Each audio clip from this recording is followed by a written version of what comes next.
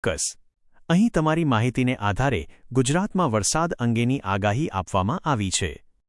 ગુજરાતમાં વરસાદની આગાહી ખેડૂતો અને નવરાત્રિના ખેલૈયાઓ માટે મહત્વપૂર્ણ.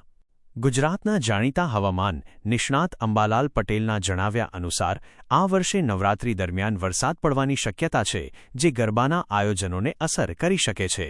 તેમના મતે નવરાત્રિના શરૂઆતના દિવસોમાં ગરમી રહેશે, ત્યારબાદ વાદળછાયું વાતાવરણ જોવા મળશે અને છેલ્લા કેટલાક દિવસોમાં વરસાદ પડશે. આ વરસાદ નવરાત્રિનો ઉત્સવ ઉજવતા ખેલૈયાઓની મજા બગાડી શકે છે. ઓગસ્ટ અને સપ્ટેમ્બર મહિનામાં વરસાદની સ્થિતિ. 28 ઓગસ્ટ અંબાલાલ પટેલની આગાહી મુજબ 28 ઓગસ્ટથી વરસાદનું જોર વધશે. આ દરમિયાન ઉત્તર ગુજરાતમાં 6 ઇંચથી વધુ અને દક્ષિણ ગુજરાતમાં 10 ઇંચ જેટલો વરસાદ પડી શકે છે.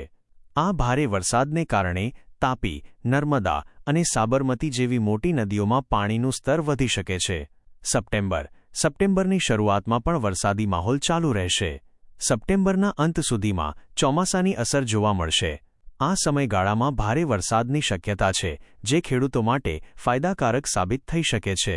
30 સપ્ટેમ્બર પછી હવામાન નિષ્ણાતની આગાહી મુજબ 30 સપ્ટેમ્બર પછી ચોમાસું રાજ્યમાંથી વિદાય લેશે અને ઓક્ટોબર મહિનામાં હળવો વરસાદ પડી શકે છે.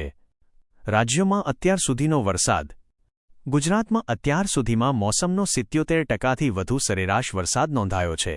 સૌથી વધુ વરસાદ દક્ષિણ ગુજરાત અને કચ્છમાં 80%થી વધુ રહ્યો છે, જ્યારે મધ્ય ગુજરાતમાં સૌથી ઓછો 73% વરસાદ પડ્યો છે.